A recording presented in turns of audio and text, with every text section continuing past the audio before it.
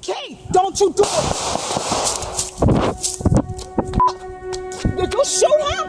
Did you shoot him? Did you shoot him? He better not be fucking dead. These are the police. All of us as Americans should be troubled by these shootings,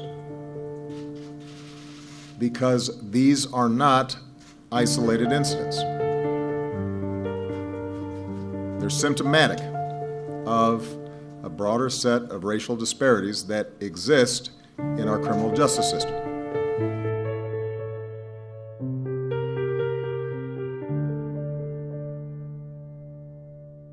Yes!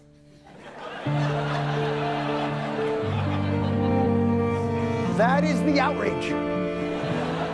The shooting of Michael Brown and any lack of transparency from the police department responsible for said incident is outrageous. And you know, they're sworn to protect and serve, but you know, seeing the police brutalize, harass, stop and frisk us African Americans on a regular day basis, it's sickening, it's disgusting, it's a heartbreak. If you add it all up, the African American and Hispanic population, who make up only 30% of the general population, make up more than half of the incarcerated population. Now, these are facts. And when incidents like this occur, there's a big chunk of our fellow citizenry that feels as if, because of the color of their skin, they are not being treated the same.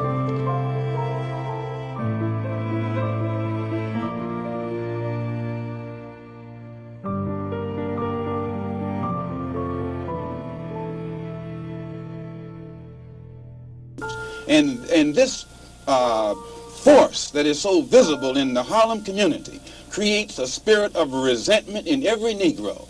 They think they're living in a police state, and they become hostile toward the policeman. They think that the policeman is there to be against them rather than to protect them. And these thoughts, these frustrations, these apprehensions automatically are sufficient to make these Negroes begin to form means and ways to protect themselves in case the police themselves get too far out of line.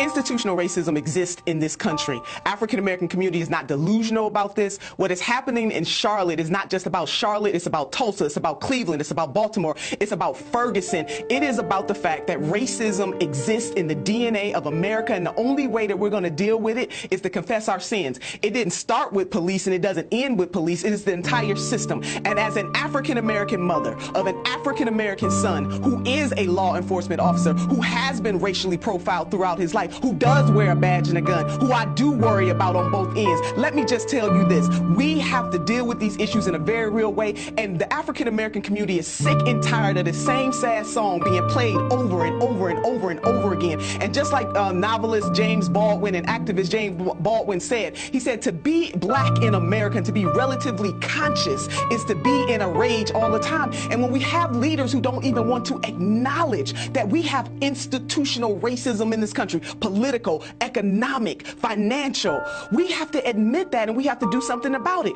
And all communities need the police, but we need transparency, we need accountability, we need trust, and they are not mutually exclusive, but it is okay for the African American community to call foul, and that is what we are doing all across this country. And we're sick and tired of the same old song being played over and over again, yet in the wake of all of this, there are dead black men and dead black women in this country. They hold up their hands, they die. They on the ground, they die. We got to stop it, and stop it right now. And I'm going to tell you another thing, Steve. We ain't got to wait for presidential candidates. We need governors and mayors, people in city councils and state legislators right now to use the power of public policy to change this right now.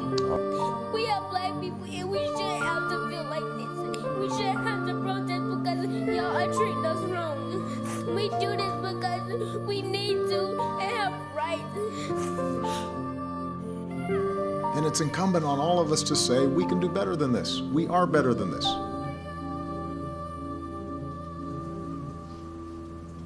We should be able to step back, reflect, and ask ourselves, what can we do better so that everybody feels as if they're equal under the law?